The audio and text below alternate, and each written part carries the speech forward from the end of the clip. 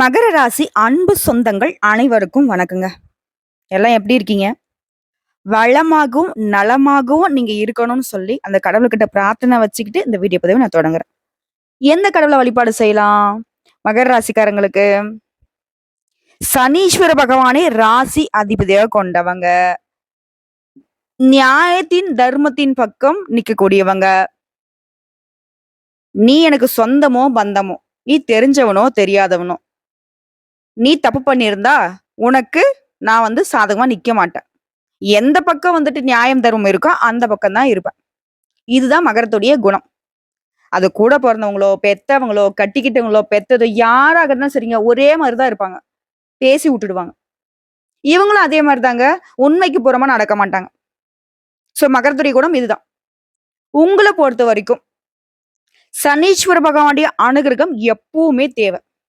ஏன்னா, நம்மளுடைய அப்பா நல்லா இருந்தா மட்டும் தான், நம்முடைய வீடு பாத்தீங்கன்னாக்கா நல்லா இருக்கும். சந்தோஷமா இருக்கும். அப்படிதான். உங்களுடைய அதிபதியுடைய பலம் தான் உங்களுடைய வாழ்க்கை நிலைக்கு உயர்வை கொடுக்கும். அப்போ ஒவ்வொரு சனிக்கிழமையும் சனீஸ்வர பகவானுக்கு நல்லெண்ணெய் தீபம் ஏற்றி, அதாவது நவகிரகங்கள வீற்றிருக்கக்கூடிய சனீஸ்வர பகவானுக்கு உங்களால முடிஞ்சதுனாக்க கருப்பு நிற வஸ்திரம் சாற்றி எள்ளெண்ணெய் தீபம் ஏற்றி வழிபாடு செய்ய உங்களுடைய வாழ்க்கை நிலையில உயர்வுங்கிறது வந்துட்டே இருக்கும். எப்பேற்பட்ட எதிரிகள் வரட்டும், எப்பேற்பட்ட தடைகள், தாமதங்கள் வரட்டும், எப்பேற்பட்ட கஷ்டங்கள் வரட்டுங்க. உங்களுக்கு என்ன தசை வேணா நடக்கட்டும், என்ன கிரக நிலையில் மாற்றம் வேணா நடக்கட்டும். உங்களுக்கு இவரு பலம் சேர்ப்பார், பாதுகாப்பு கொடுப்பார். இதை தாண்டி மகர ராசிக்காரங்க அனுதினமும் வழிபாடு செய்ய வேண்டிய தெய்வம். அனுதினமும் ஆஞ்சநேய பெருமானை வழிபாடு செய்யறதாங்க உங்களுக்கு உத்தமம். ஆஞ்சநேய பெருமானுடைய வழிபாடு நமக்கு எப்படி பலன் கொடுக்கும்னா, முதல்ல அவருடைய வலிமையை நீங்க தெரிஞ்சுக்கோங்க. உடல் வலிமை, மன வலிமை கொண்டவர். அனுமன வழிபாடு செய்வதனால நமக்கு உடல் வலிமையும் கூடும், மன வலிமையும் அதிகரிக்கும். எப்பேற்பட்ட இன்னல்கள் இருந்தும் நம்ம வெளிவருவதற்கான நல்ல வழிகாட்டுவர். அவருக்குரிய மந்திரத்தை நம்ம கூறுவதனால சகல நன்மைகளும் நமக்கு கிடைக்கும். அதாவது ராம பக்தனான அனுமனுக்கு வாயுபுத்திரன், அஞ்சனை மைந்தன், கேசரி மைந்தன், ஆஞ்சநேயர், மாருதி, சுந்தரன், சொல்லின் செல்வன் சொல்லிட்டு நிறைய பெயர் இருக்கு. அந்த பெயர்கள் எல்லாமே அனுமனுடைய பெருமைகளை உணர்த்தக்கூடிய விதத்துல இருக்கு. சரிங்களா? அது வாலிக்கிட்ட இருந்து சுக்கிரவனை காத்தவர். ராமனுக்காக கடலை கடந்து சீதாதேவியை தேடி கண்டுபிடித்தவர். அதே மாதிரி சீதாதேவி ராமர்கிட்ட கொண்டு வந்து சேர்க்கறதுல மிக முக்கிய பங்கு இவருக்கு உண்டுங்க. அதே மாதிரி இவரால உங்களுக்கு சகல நன்மைகளையும் கொடுக்க முடியும். இவரை நீங்க வழிபாடு செய்யறத விட ஸ்ரீராமா அப்படி சொன்னாலே போதும், ஓடோடி உதவி செய்வார், பிரச்சனைகளை தீர்த்து வைக்குவார். இப்படிப்பட்ட ராமபக்தருக்குரிய மந்திரத்தை அனுதினமும் 108 முறை நம்ம மனம் உருகி அவர்கிட்ட வேண்டணும் அப்படின்னா நம்முடைய விருப்பங்கள் நிறைவேறுவதோடு எப்பேற்பட்ட இன்னல்கள்ல நீங்க இருந்தாலும் சரிங்க, அதுல இருந்து உங்களை காத்தருள்வார். என்னமா மந்திரம் அது? ஓம் ஆஞ்சநேயாய வித்மகே வாயு புத்ராய தீமகி தன்னோ அனுமன் பிரச்சோதயாத். இந்த அனுமனுடைய மந்திரத்தை தினமும் நீங்க உச்சரிக்கிறதுனால உங்களுக்கு எப்பவுமே அவரு துணையாக இருந்து அருள் செய்வார். உங்களை எந்த ஒரு ஆபத்தும் பிரச்சனைகளும் நெருங்காத வகையில காத்தருள்வார். இன்னும் ஒரு படி மேல சொல்றேன், கேட்டுக்கோங்க. வீரம், ராம பக்தி, ராம சேவை, இதுதான் இவருடைய மனசுல இருக்கிறது. குறிப்பா ராம சேவை ஒன்றே தன்னுடைய வாழ்நாள் நோக்கம்னு வாழக்கூடியவர். எங்கெல்லாம் ராமபிரானுடைய நாமம் ஒலிக்குதோ அந்த இடத்துல உடனே தோன்றி பக்தர்களை இந்த கலியுகத்துல இருந்து காத்து வரார். அனுமனை பொறுத்த வரைக்கும் தன்னை வணங்கும் பக்தர்களுக்கு வெற்றி, மகிழ்ச்சி, நிம்மதி, தைரியம், ஆரோக்கியம் எல்லாத்தையுமே வழங்கக்கூடியவர்.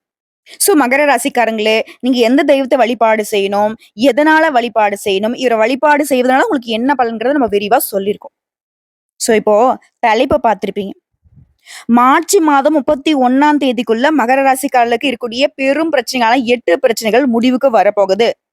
100% ரகசியமான பதிவுங்க. உங்களுடைய வாழ்க்கையில இனி எல்லாமே மாறப்போகுது. இனி மகர ராசிக்காரங்களை யாராவது தொடணும்னு நினைச்சா கூட அவங்களுக்கு மரண பயம் உண்டு.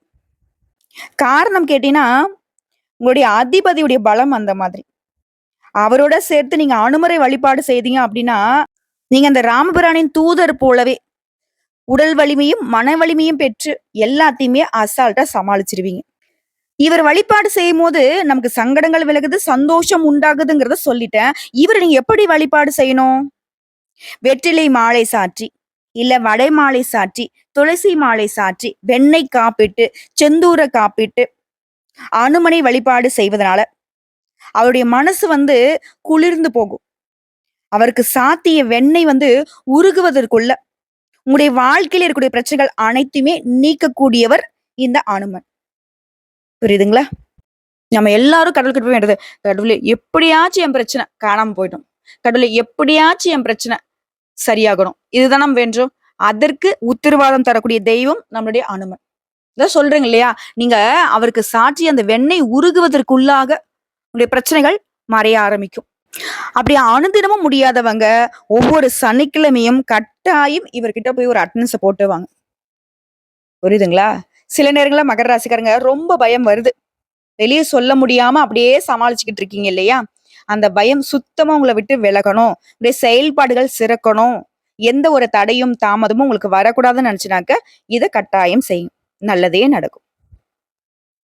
இப்போ மகர ராசிக்காரர்களுக்கான பலன்கள் பார்க்கலாமா? மகர ராசிக்காரங்க இப்ப யோசிப்பீங்க, "ஏம்மா என்னோட ஜாதகமே உன் கையில இல்ல. நாங்க எங்கேயோ இருக்கோம். சொல்லப்போனா மகர ராசியில கோடான கோடி பேர் இருப்போம். எங்கேயோ பொறந்து, எங்கேயோ வளர்ந்து, ஏதாவது ஒரு பேர்ல, ஏதாவது ஒரு ஊர்ல வாழ்ந்துகிட்டு இருப்போம். நீ எப்படி எங்களுக்கு பலன் சொல்லுவ?" சொல்லாங்க. பொது பலன்கள கணிச்சு சொல்ல முடியும். மகர ராசியில இருக்கக்கூடிய உத்திராடம் நட்சத்திரம் 2ஆம் பாதம், 3ஆம் பாதம், 4ஆம் பாதம், திருவோணம் நட்சத்திரம், அவிட்டம் நட்சத்திரம் 1ஆம் பாதம், 2ஆம் பாதம். உங்களுக்கு எல்லாருக்குமே இந்த பலன்கள் பொருத்தமாகும். குறிப்பா உங்களுக்கான பலன்கள் எப்படி கணிக்கப்படுதுன்னா, அதாவது நவகிரகங்களுடைய அமைப்பு, அவங்க உட்கார்ந்திருக்கக்கூடிய இடம், இதை பொறுத்து உங்களுக்கு பலன்கள் அமையும். அப்படி பார்க்கிறப்போ, தன, வாக்கு, குடும்பஸ்தானத்துல நவகிரகங்களுடைய முதல்வன் சூரிய பகவான், உங்களுடைய அதிபதி தொழில்காரகன்னு சொல்லக்கூடிய சனீஸ்வர பகவான். இவங்க 2 பேருடைய கூட்டணி. மகரத்திற்கு சாதகமா, பாதகமா? அடுத்து தைரிய வீரியஸ்தானத்தை பொறுத்தவரைக்கும் புத்திக்கு அதிபதி புதன் பகவான், உச்சபட்ச வாழ்க்கையை அருளக்கூடிய சுக்கிர பகவான், அவர் கூடவே கொஞ்சம் மோசமான ராகு பகவான். ஏன்னா இவர் பாம்பு கிரகம், நிழல் கிரகம், பின்னோக்கி நகரக்கூடியவர். சோ இவங்களால உங்களுக்கு சாதகமா, பாதகமா? அடுத்து பஞ்சமஸ்தானத்தை பொறுத்தவரைக்கும் முழு சுபகிரகம்னு சொல்லக்கூடிய எல்லாருக்கும் நல்லது மட்டுமே செய்யக்கூடிய குரு பகவான். அடுத்து ரண, ருண, ரோகஸ்தானத்தை பொறுத்த வரைக்கும் பூமிக்காரகன்னு சொல்லக்கூடிய செவ்வாய் பகவான் இருக்காரு. அதுவும் வக்ரகதியிலே இருக்காரு. அடுத்து பாகிஸ்தானத்தை பொறுத்த வரைக்கும் ராகுனுடைய தம்பின்னு சொல்லக்கூடிய அளவுக்கு பாம்பு கிரகமாக பின்னோக்கி நகரக்கூடிய கேது பகவான் உட்கார்ந்திருக்காரு. சோ இதனால உங்களுக்கு இருக்கக்கூடிய 8 பிரச்சனை, பிரச்சனை எவ்வளவு சம்பாதிச்சாலும் சரிம்மா, நானும் கடனை உடனெல்லாம் வாங்கி பாக்குறேன். செலவு மட்டும் கைய மீறி போய்க்கிட்டே இருக்கு. இதுதான் மகர ராசியுடைய பெரும் பிரச்சனை. பொருளாதார நெருக்கடியே இங்கதான் சந்திச்சிட்டு இருக்கீங்க. சோ அந்த வீண் செலவுகள் குறையுது. விஷயம் சாதகம். 2வது பிரச்சனை என்ன? நீங்க கடன் வாங்குறீங்க, செலவு அதிகமாகுது அப்படின்னா, பணவரத்து இல்லன்னு தானே அர்த்தம். சோ அந்த பணவரத்து அதிகமாகுது. 2வது சாதகம். அடுத்து 3வது, எத செஞ்சாலும் சரிம்மா, ஒண்ணுமே நடக்க மாட்டேங்குது. எல்லாம் கைக்கூடி வர மாரி இருக்கு. கடைசியில பார்த்தாக்க அங்க ஒண்ணுமே இல்ல. இவ்ளோ தூரம் நம்ம உழைச்ச உழைப்புலாம் எங்கடா போகுதுன்ற அளவுக்கு கஷ்டமா இருக்குமா? அப்போ உங்களுடைய காரியங்கள்ல இருந்து வந்த தடைகள், தாமதங்கள் அகலுது. 3வது விஷயம். அடுத்தது 4வது. சொந்தமா தொழில் செய்றீங்க, வியாபாரம் பார்க்குறீங்க அப்படின்னா, அதுல நான் முன்னாடி எப்படி நீங்க வேலைய சொன்னனோ அதேதான். எவ்வளவுதான் கடினமா உழைச்சாலும் சரி, நெறைய திட்டங்கள போட்டு நெறைய சலுகைகள் கொடுத்து, என்ன பண்ணாலும் சரி, தொழில் வியாபாரத்துல அலைச்சல் மட்டும் தாம்மா மிச்சம். லாபம்ங்கிறது வெளிய சொல்லக்கூடாது. நஷ்டத்துல தான் ஓடிக்கிட்டு இருக்கு. இதுதான் இத்தன நாளா மகர ராசியுடைய வாழ்க்கை நிலை. இனி தொழிலா இருக்கட்டும், வியாபாரமா இருக்கட்டும், ஆண்களா இருக்கட்டும், பெண்களா இருக்கட்டும், சின்னவங்களோ, பெரியவங்களோ, நீ எந்த துறைகள்ல வேணா இருங்க, எப்படி வேணா இருங்க. லாபம் உண்டு. உங்களுடைய தொழில் சிறக்கும், வியாபாரம் பெருகும். அடுத்து 5வது, உத்தியோக பணிகள்ல இருக்கீங்க. தனியார் துறையோ, அரசாங்க துறையோ, ஆண்களோ, பெண்களோ. இல்ல ஒருத்தருக்குள்ள கை நீட்டி சம்பளம் வாங்கக்கூடிய கூலி வேலை செய்தாலும் சரிங்க. உங்கள பொறுத்தவரைக்கும் வேலை மட்டும் மாடு மாரி செய்யறேன். எனக்கு ஆனா அங்கீகாரம் இல்ல. ஏன்? நான் உழைக்கிறதுக்கான கூலி கூட இல்லம்மா. இதுதான் மகராசியுடைய இப்ப நிலை. ஆனா இனி வேலை பளு குறைய போகுது. உங்களுக்கான அங்கீகாரம் கிடைக்க போகுது. உங்களுடைய உழைப்புக்கு ஏற்ற ஊதியம் கிடைக்க போகுது. குறிப்பா அலுவலக பணிகள்ல இருக்கிறவங்க, உங்களுடைய செயல்பாடுகள கவனமா செய்யறது ரொம்ப நல்லதுங்க. இத்தன நாளா கவனம் இல்லாதனாலும் மத்தவங்கலாம் உங்களுடைய உழைப்ப சுரண்டிக்கிட்டு இருந்தாங்க. சரிங்களா? அடுத்த 6வது குடும்பம்னா மகரத்திற்கு உசுரு. குடும்பத்துடைய நிம்மதிக்காக தான் நீங்க அவ்ளோ நிம்மதி இல்லாம தவிச்சுக்கிட்டு இருக்கீங்க. இப்போ குடும்பத்துல நிம்மதி இருக்க போகுது. கணவன் மனைவி உறவெல்லாம் உங்களுக்கு இருந்த அந்த மன வருத்தங்கள் மறைய போகுது. புரியுதுங்களா? அடுத்ததா 7வது தாய் தந்தையருடைய உடல் ஆரோக்கியம். அதுதான் ரொம்ப கஷ்டமான விஷயங்க. அவங்கள டாக்டர்ட்ட கூட்டு போறத விட, அவங்க கஷ்டப்படுறத பார்க்க முடியல. இதுதான் மகரத்துடைய மனநலம். சோ இந்த காலகட்டத்துல தாய் தந்தையருடைய உடல் ஆரோக்கியம் மேம்பாடு உண்டுங்க. இதனால தொடர்ந்து ஆரோக்கியத்துல கவனம் வச்சுக்கோங்க. அடுத்து 8வது விஷயங்க. பெண்கள பொறுத்தவரைக்கும், எந்த ஒரு காரியத்தையுமே முன்னாடியே நல்லா யோசிச்சு சாதிக்க போறீங்க. கலைத்துறையில இருக்கிறவங்கலாம் எல்லா விதங்களுமே வெற்றி அடைய போறீங்க. இப்போ உங்களுக்கு பிரச்சனைகள் மறையக்கூடிய இடத்த சொல்லிட்டேன். இப்ப நீங்க கவனமா இருக்கக்கூடிய இடங்கள்ல ஒரு சில விஷயங்கள் இருக்கு இல்லையா? அது என்னன்னா, உங்களுக்கு ரொம்ப பிடிச்சவங்கள நீங்க பிரிவதற்கு வாய்ப்பு இருக்குங்க. சோ அதனால அத பத்தி வருத்தப்படாதீங்க. திரும்பவும் உங்ககிட்ட வந்துருவாங்க. அதே மாரி கண்மூடித்தனமா எதையுமே செய்யக்கூடாது. ஒரு விஷயத்த நீங்க செய்யறதுக்கு முன்னாடி யோசிச்சு செய்யணும். உங்களுக்கு தெரியலையா? அது சம்மந்தப்பட்ட ஆட்கள் கிட்ட ஆலோசனை வாங்கிட்டு செய்யணும். இல்லையா விட்டுறணும். அதே மாரி எல்லாரையுமே அனுசரிச்சு நடந்துக்கணும். குறிப்பா அரசியல் துறையில இருக்கிறவங்க எல்லார்கிட்டயுமே அனுசரியா நடந்துக்கோங்க. அது உங்களுக்கும் நல்லது, மற்றவர்களுக்கும் நல்லது. அடுத்து மாணவர்கள பொறுத்தவரைக்கும், கல்வியில முன்னேற்றம் அடைய கடினமா உழைக்கணுங்க. விளையாட்டுலயும் ஆர்வம் இருக்கும். இருந்தாலும் படிப்புலயும் கொஞ்சம் ஆர்வம் செலுத்தினா மட்டும் தான், பொதுத் தேர்வுகள்ல நீங்க எதிர்பார்த்த மதிப்பெண்களை பெற முடியும். சோ இந்த இடத்தையும் கொஞ்சம் பாருங்க. நான் ஸ்கூல் படிக்கல, காலேஜ் படிக்கல, பிஹெச்டிலாம் படிக்கல. நான் அரசாங்க தேர்வுக்கு ட்ரை பண்ணிக்கிட்டு இருக்கேன். எனக்கு வேலை கிடைக்குமா? நிச்சயம் கிடைக்கும். முயற்சி பண்ணுங்க. ஏன்னா, உங்களுடைய அதிபதி சாதகம். அவரு கூட இருக்கக்கூடியவரு சூரிய பகவான். அரசாங்க காரியங்களுக்கு சூரிய பகவானுடைய அனுகிரகம் தேவ. அவரு உங்க அதிபதி கூட கூட்டணியில் இருக்கிறது, உங்களுடைய முயற்சிக்கு வெற்றி ஏற்படுத்தும். புரியுதா? அரசாங்க உத்தியோகம் மட்டும் இல்லைங்க. அரசு சம்பந்தப்பட்ட எந்த காரியமா இருந்தாலும் சரிங்க, முயற்சி பண்ணுங்க. கட்டாயம் உங்களுக்கு சாதகம். அடுத்தா, எனக்கு திருமணமே ஆகலம்மா. வரன் தேடி தேடி வயசாகுதே தவிர்த்து ஒரு நல்ல வரன் அமையல. இதுவரைக்கும் நான் பண்ண செலவ பார்த்தோம்னா, பல லட்சம் செலவு பண்ணிட்டேன்ம்மா. கட்டாயம் முயற்சி பண்ணுங்க. பெரிய அளவு இல்ல. சிறு முயற்சியே உங்களுக்கு நல்ல வரன கொண்டு வந்து சேர்க்கும். ஆண்களுக்கும் சரி, பெண்களுக்கும் சரி. அதே மாரி வேலை இல்லாதவங்களுக்கு கட்டாயம் ஒரு நல்ல வேலை கிடைக்கும். ஆல்ரெடி நான் ஒரு வேலையில இருக்கீங்க. போதுமான வருமானம் இல்லையா? ஒரு நல்ல சம்பளம் இருக்கக்கூடிய வேலைக்கு முயற்சி பண்ணுங்க. கட்டாயம் அது உங்களுக்கு கிடைக்கும். உங்களுடைய திறமைகளுக்கு அங்கீகாரம் கிடைக்கும். உங்க திறமைகளை வெளிப்படுத்தக்கூடிய வாய்ப்புகள் உண்டாகும். அத நீங்க கை நழுவ விடாம பயன்படுத்துறது தான் உங்களுடைய சாமர்த்தியம். மேலும் சொல்லணும்னா, ஏற்றமான காலகட்டம். வியாபாரத்துல மட்டும் கவனமா இருங்க. அலட்சியத்த விட்டுடுங்க. கண்மூடித்தனமா யாரையும் நம்புறதும், கண்மூடித்தனமா நம்ம செஞ்சோம் அப்படின்னாக்க, அது சாதகமா நடக்குங்கிறதுல நீங்களே முடிவு பண்ணிட்டு ஒரு வேலைய செய்யறதும், அது நமக்கு பாதிப்பை ஏற்படுத்தும். சோ மகர ராசிக்காரங்களே, எங்கும் உஷார், எதிலும் உஷார். சின்ன சின்ன விஷயங்கள் கூட முக்கியத்துவம் கொடுக்குவீங்க. குறிப்பா பேச்சு, நடத்தை. இது கொஞ்சம் கட்டுக்குள்ள வச்சுக்கோங்க. தான் வெளிப்படையா பேசிடுறீங்க. ஒரு சில இடங்கள்ல உங்களுடைய பாடி லாங்குவேஜும் ஒரு மாதிரி உங்க கோவத்த காட்டிடும். அதுல கொஞ்சம் கட்டு வேணும். அடுத்து வியாபாரத்த பொறுத்தவரைக்கும், பணவரவு உண்டுங்க. ஆனா பணம் தொடர்பான பரிவர்த்தனைகள் செய்றப்போ கவனமா இருங்க. ஒரு பேங்க்கே போறோம். இல்ல ஒரு கஸ்டமருக்கு நம்ம பணம் போட்டு விடுறோம். அப்போ அந்த பேங்க் டீட்டெயில்ஸ 1க்கு 2 முறை செக் பண்ணிக்கோங்க. ஃபர்ஸ்ட் ரூ. 1 அனுப்புறது, இந்த மாதிரி செக் பண்ணிட்டு அவங்க கிட்ட கன்ஃபார்ம் பண்ணிட்டு பணம் அனுப்புறது, வாங்குறது இந்த மாதிரி வேலையெல்லாம் பண்ணுங்க. இல்ல அப்டின்னாக்க நிதி இழப்பை சந்திக்கிறதுக்கு வாய்ப்பு இருக்கு. இப்பதான் எல்லாமே அதிர்ஷ்டம்னு சொன்னேன் அப்டின்னா, அதிர்ஷ்டம் உண்டுங்க. ஐயா அதிர்ஷ்டம் உண்டு. ஆனா, அந்த அதிர்ஷ்டத்த தக்க வைக்கக்கூடிய சாமர்த்தியம் நமக்கு இருக்கணும் இல்லையா? அதிர்ஷ்டம் நம்ம கைக்கு கிடைக்கிறப்போ அத கெட்டியா புடிச்சு வச்சுக்கக்கூடிய கவனம் நம்மகிட்ட இருக்கணும் இல்லையா? இதுதான் மகரத்துக்கு இப்போ தேவைப்படக்கூடிய ஒரு ட்ரம்ப் கார்டுன்னு வச்சுக்கோங்களேன். இன்னும் கொஞ்சம் விரிவா பார்க்கலாமா? வியூகங்கள் மூலம் வெற்றிகளை காணக்கூடிய மந்தனின் ஆதிக்கம் கொண்ட மகர ராசி அன்பர்களே.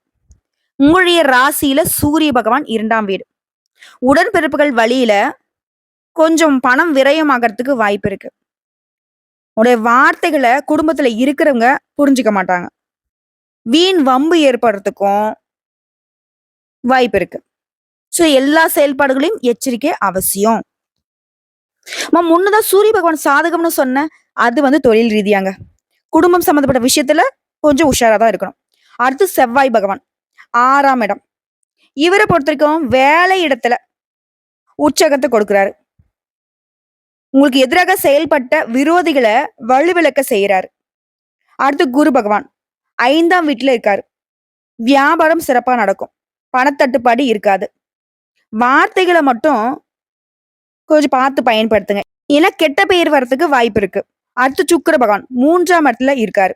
எதிர்பாராத வகையில நண்பர்கள் கிட்ட உதவி கிடைக்கும். மனக்கவலை நீங்கும். உடல் சோர்வு நீங்கும். ஆனா ஒரு விஷயத்த மகரம் செய்யக்கூடாது. அவசரப்பட்டு எந்த ஒரு காரியத்திலும் இறங்கக்கூடாது. அடுத்து உங்களுடைய அதிபதி சனி பகவான் 2ஆம் வீட்டுல நிக்கிறார். பொருள் வரவு உண்டு. பண வரவு உண்டு. அடுத்து ராகபவனை பொறுத்தவரைக்கும் 3ஆம் இடம். இவரு கொஞ்சம் பணத்த கையில் தங்காம பண்றாரு. புதிய மனிதர்களுடைய சந்திப்பு கிடைக்கும். இவரை அடுத்து கேது பகவான் 9ஆம் வீட்டுல நிக்கிறாரு. குடும்பத்தோட ஆலய தரிசனம் செஞ்சுட்டு வருவீங்க. எதிர்காலத்திற்காக பணத்தை சேமிப்பீங்க. உறவுக்காரங்க, நண்பர்கள், பிள்ளைகள் இவங்கெல்லாம் உங்களுக்கு உதவிகரமா இருப்பாங்க. இப்போ இந்த கேது பகவானுடைய அமைப்பு எல்லாத்தையுமே சரி செஞ்சிருச்சு. முன்னாடி நான் சொன்ன அந்த எச்சரிக்கை உணர்வு எல்லாத்தையுமே இவர் ஒத்த ஆளா நின்னு பாதுகாத்து நிக்கிறாரு. பணத்தை கொடுக்கிறாரு. குடும்பத்தோட கோயிலுக்கு போயிட்டு வர வைக்கிறாரு. உறவுகள் உங்களுக்கு சாதகமா இருக்கு. நண்பர்கள் சாதகமா இருக்கு. பிள்ளைகள் உங்களுக்கு சாதகமா இருக்கு. நீங்க கேட்ட உதவிகள் கேட்ட இடத்துல கிடைக்கும். நீங்க கேட்காத உதவிகளுமே உங்களை தேடி வரும்.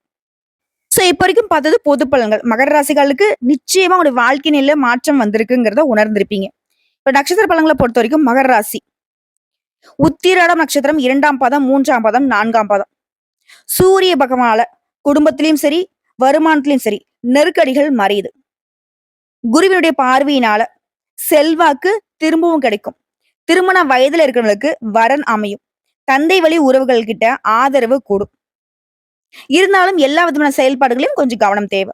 அடுத்து திருவோணம் நட்சத்திரம். ராகு, குரு, செவ்வாயுடைய பார்வைங்கிறது நீ எடுக்கக்கூடிய அனைத்து முயற்சிகளுமே வெற்றியை கொடுக்குறாங்க. எதிர்ப்புகள் விலகுது, வரவு அதிகமாகுது, பொன் பொருள் சேருது, தடைப்பட்டிருந்த வேலை கூட இப்ப நடக்கும். மேலும் சனியுடைய பார்வைங்கிறது உங்களுடைய உடல் ஆரோக்கியத்துல கவனமா இருக்க சொல்லுதுங்க. அடுத்துதான் அவிட்டம் நட்சத்திரம் 1ஆம் பாதம், 2ஆம் பாதம். செவ்வாய் பகவானால நெருக்கடிகள் விலகுது. கோர்ட்டு கேஸ் வழக்குகள் கூட உங்களுக்கு சாதகமா முடியுதுங்க. நினைச்ச வேலையை நினைச்ச மாதிரியே நடத்தி முடிச்சுப்பீங்க. நீங்க வாங்க நினைச்ச இடத்த வாங்குவீங்க. கையில பணம் பொருளும். குரு பகவானுடைய பார்வையும் உங்களுக்கு ராசியில இருக்கிறதுனால வியாபாரத்துல முன்னேற்றத்தை அடைவீங்க. குடும்பத்திலயும் நிம்மதி இருக்குங்க. சோ எப்படி பார்த்தாலும் சரிங்க, பொது பலன்களும் சரி, நட்சத்திர பலன்களும் சரி, மகர ராசிகளுக்கு நீங்க போதும் போதும்னு சொல்லக்கூடிய அளவுக்கு சாதகமான நிறைய விஷயங்கள் நடக்க போகுது. உங்களை பொறுத்த வரைக்கும் பரிகாரம்ங்க. பரிகாரம் கருமாரி அம்மனை செவ்வாய் வெள்ளிக்கிழமைகள்ல தீபம் ஏற்றி முடிஞ்சுனா இனிப்பு பொங்கலிட்டு வழிபாடு செய்ய நலம் உண்டாகும், வளம் கூடும். 2வது பரிகாரங்க, ஒவ்வொரு சனிக்கிழமையும் ஆஞ்சநேய பெருமானுக்கு வெண்ணெய் சாற்றி வழிபாடு செய்ய நன்மைகள் சேரும். அதே மாதிரி ஒவ்வொரு வியாழக்கிழமையும் குரு பகவானுக்கு மஞ்சள் வஸ்திரம் சாற்றி மஞ்சள் மலர்களால அலங்கரித்து மஞ்சள் கொண்டக்கடலையா முடிஞ்சதுன்னா நெய்வேத்தியமாக படைத்து வரக்கூடிய பக்தர்களுக்கு கொடுக்க சகல விதங்களையும் சௌபாகியம் கிடைக்கும். வாக்குவாதங்கள் நீங்கும். குடும்ப ஒற்றுமை மேம்படுங்க. 3வது பரிகாரங்க, அனுதினமும் சூரிய பகவானை நமஸ்காரம் செய்வதனால உங்க வாழ்க்கையில வெளிச்சம் உண்டு. அதே மாதிரி அனுதினமும் பெருமாள் படத்திற்கு துளசி மாலை சாற்றி மாலை நேரத்துல வீட்டுல தீபம் ஏற்றுவதனால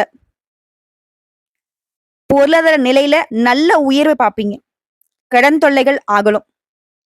திருமண தடைகள் அகலும். வரவுகள் கூடும். செலவுகள் கட்டுக்குள்ள வரும். ஆரோக்கியம் மேம்படும். சோ எல்லா விதங்கள்லயுமே உங்களுக்கு அனுகூலமான பலன் உண்டு.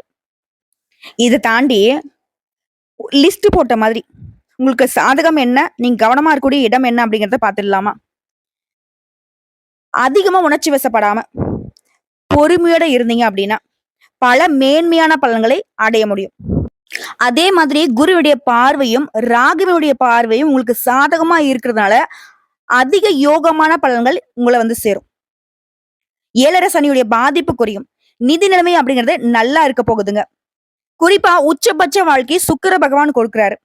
பரிவர்த்தனைகள்ல யோகத்தையும், மகிழ்ச்சியான சூழ்நிலையும் கொடுக்கிறாரு. அலுவலகத்திலாம் மேல் அதிகாரிங்க உங்களுக்கு கீழ் பணிந்து போவாங்க.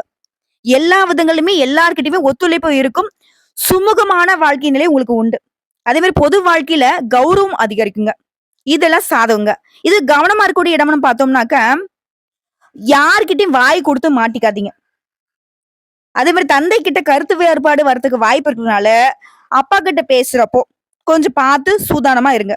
எல்லா விதங்களுமே கவனம் தேவை. அதே மாதிரி பூர்வீக சொத்து சம்பந்தப்பட்ட பிரச்சனைகள்ல யாருடைய உதவியும் நாட வேண்டாம். அத அப்படியே விடுங்க. சரியாயிடும். உங்களுடைய முயற்சி, உங்களுடைய புத்தி இது 2 மட்டுமே பயன்படுத்துங்க. அந்த சொத்து பிரச்சனையும் உங்களுக்கு சாதகமா முடிஞ்சு வந்துரும். சோ இப்போ வரைக்கும் பார்த்தா பொது பலன்களும் சரி, நட்சத்திர பலன்களும் சரி, பரிகாரமும் சரி, மகர ராசிக்காலுக்கு அடுத்தடுத்து வரக்கூடிய நாட்கள்ல மாற்றமும், முன்னேற்றமும், வெற்றியும் தொடரப் போகுது. வாழ்த்துக்கள்.